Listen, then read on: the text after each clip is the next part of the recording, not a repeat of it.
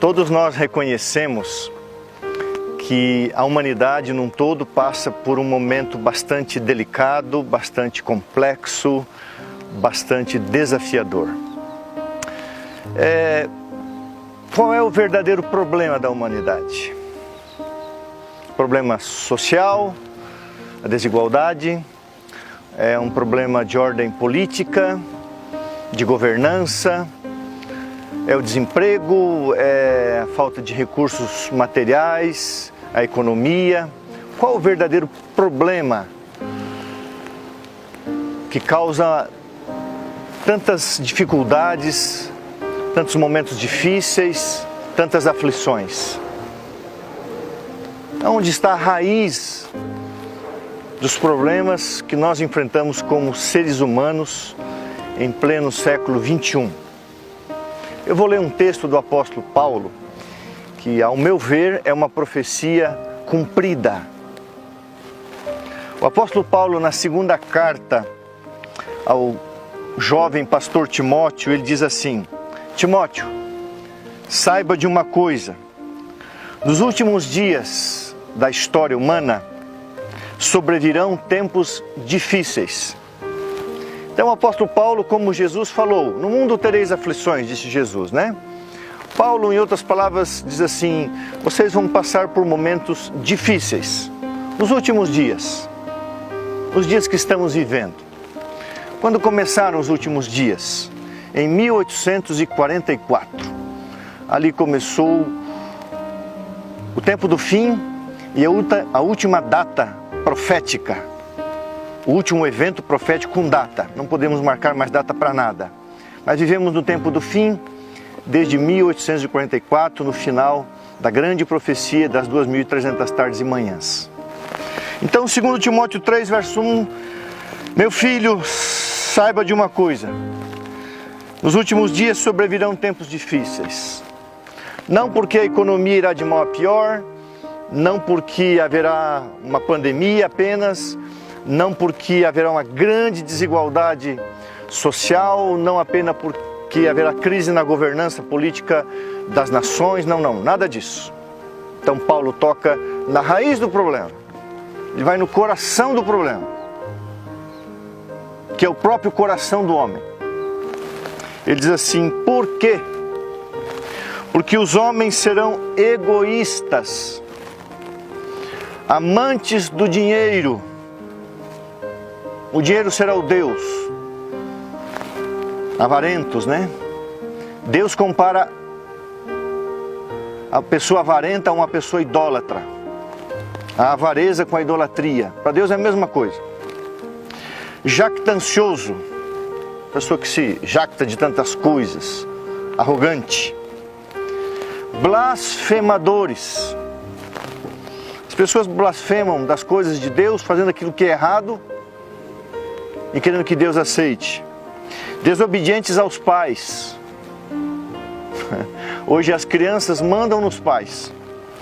O ser humano seria ingrato e seria irreverente, sem afeição,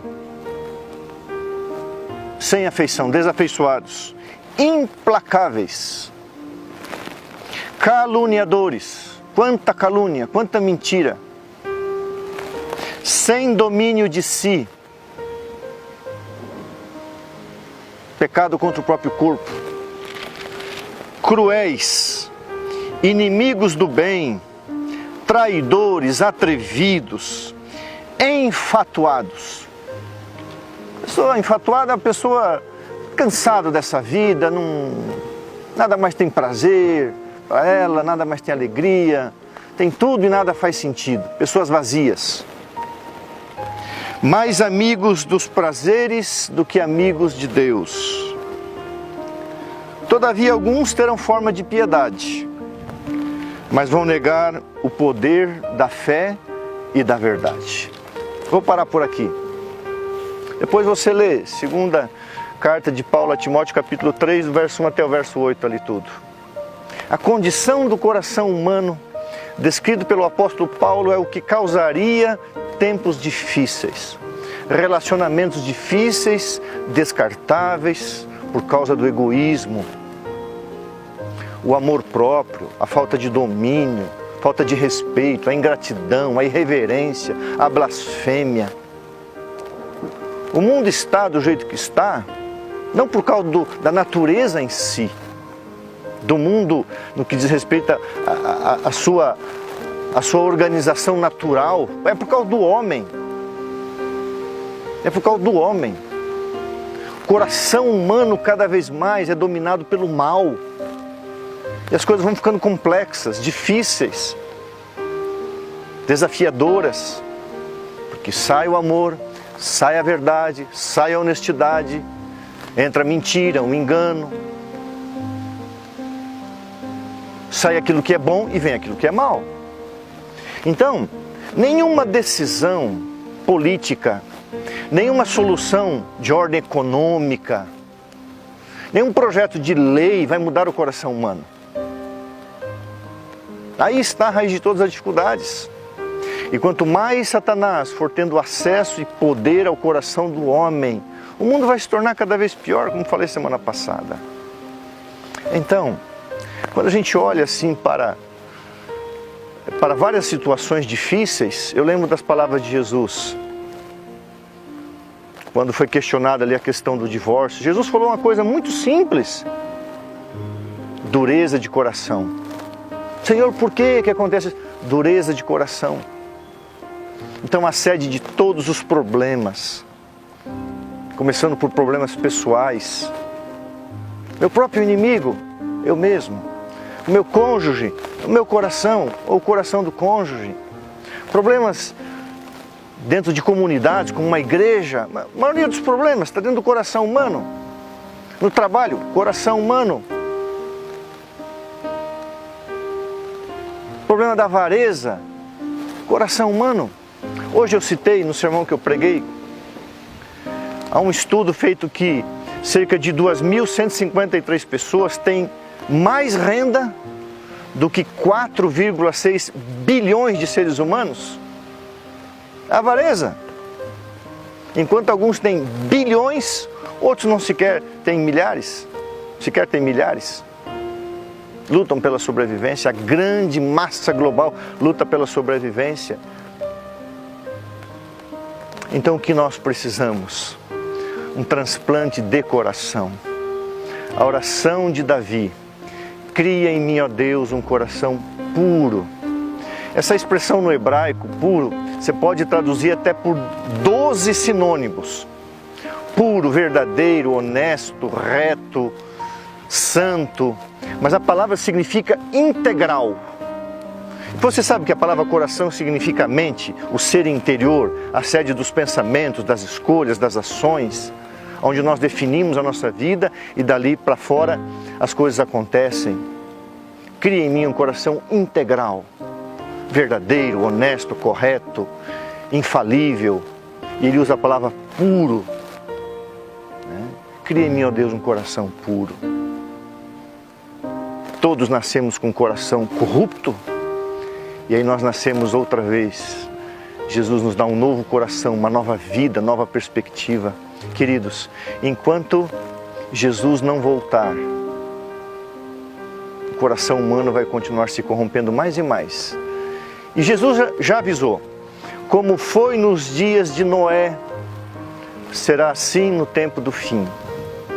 O observador divino teve que intervir para salvar uma pequena família, uma semente, e recomeçar tudo de novo. Agora Jesus voltará em glória e majestade para resgatar a igreja remanescente, o seu povo, e estabelecer um novo céu, uma nova terra, porque enquanto não houver a glorificação do ser humano, que ele receba o toque da imortalidade e Deus retire de nós a natureza corrompida, não há solução. Não há solução. Por isso nós vamos enfrentar tempos e dias mais difíceis, porque mais difícil será a sede do ser humano, a sua sede interior, o seu coração. Por quê? Porque ele entrega o controle de Satanás. Que possamos você e eu entregar a sede da nossa vida ao controle de Jesus Cristo. E assim, por mais que sejamos pecadores, que carreguemos uma natureza pecaminosa até a erradicação final, Poderemos dizer como Paulo, vivo não mais eu, mas Cristo vive em mim, Ele vai cuidar da minha vida. E orar cada dia, cria em mim, ó Deus, um coração segundo o Teu coração. Dá-me a mente de Cristo, como diz o apóstolo Paulo. Que Deus nos abençoe a termos a mente de Jesus, pensar pelo pensamento de Cristo, sentir pelo sentir de Cristo, bater o nosso coração pelos motivos que batem o coração de Deus. E assim nós poderemos ser sal e luz neste mundo tão complexo. Vamos viver dias mais difíceis, mas logo viveremos o grande dia eterno e tudo isso vai passar. Que Deus te abençoe, que seja a sua vida uma luz e um sal, e não um contribuidor para dias difíceis, mas um facilitador no seu círculo de vida, especialmente a sua família, para ter dias melhores, sobretudo espiritualmente. Um grande abraço, Deus te abençoe.